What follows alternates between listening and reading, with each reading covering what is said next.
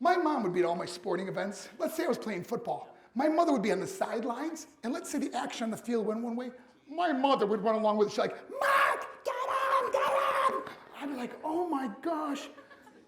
I'd be on the field, we get in the huddle with the guys. They go, Mark, is that your mother? I go, no, I never saw her before in my life.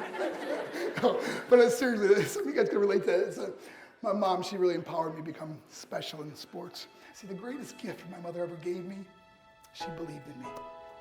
I've overdosed on drugs on 3 occasions where I should have been dead, but I believe I was kept here for a reason. You show me your friends, I will show you your future. How do I know this? Because I hung out with losers. I became the biggest loser of them all because I gave up everything I dreamt about as a little boy because of who I chose to surround myself with. My friends would drive me home at 2, 3, 4 in the morning. We'd be drunk and high in the car. We'd pull up in front of my house. My buddies would go, Mark, Mark, Mark, the light's on. I go, oh man, my mother's up. See, my mom wouldn't go to bed until she knew her son was still alive.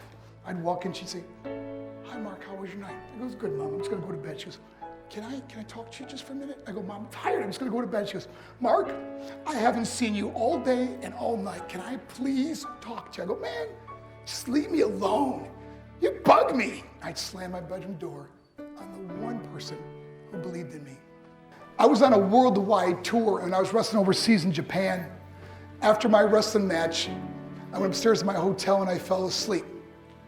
There was a knock at my door at 3 o'clock in the morning. I got out of bed, I looked through the safety window of the hotel door, and I could see it was a Japanese promoter, so I opened the door and he said, Mark, you need to call home, there's been an emergency.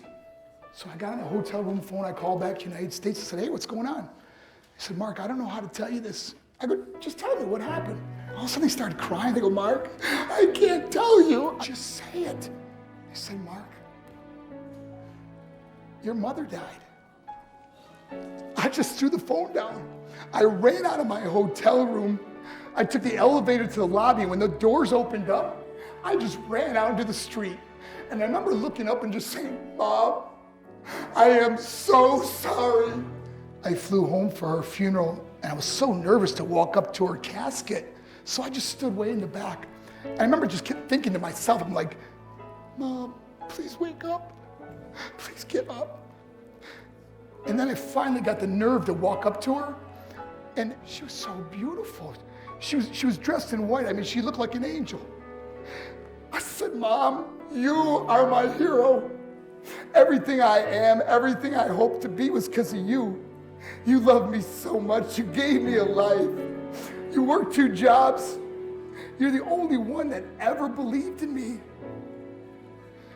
How did I repay her? By getting drunk? By getting high? By getting stupid? By hanging out with losers? For what? All she ever wanted to do was talk to me. If you have a mother or a father, tell them how much you love them. See, my whole life was about being rich and famous. That's all I cared about. I had to win the race. I had to win the race at the expense of my marriage, my family, my friends. For what? To be all alone in this world? That's not how it's intended to be. Life is not about winning the race. Life is about finishing the race, and how many people we can all help finish this race. How we can start being kinder to each other.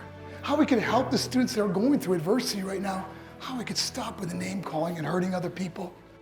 Because in the end, it may be you that needs help to finish the race. Because I learned what is truly important, and that is how precious this gift of life is and how quickly it can be taken away. See, I no longer live in time. I live in moments. I'm not worried about tomorrow. See, it's not what's in your pocket that matters. It's what's in your heart that truly matters. Love is just a word until somebody comes along and gives it meaning. You are the meaning.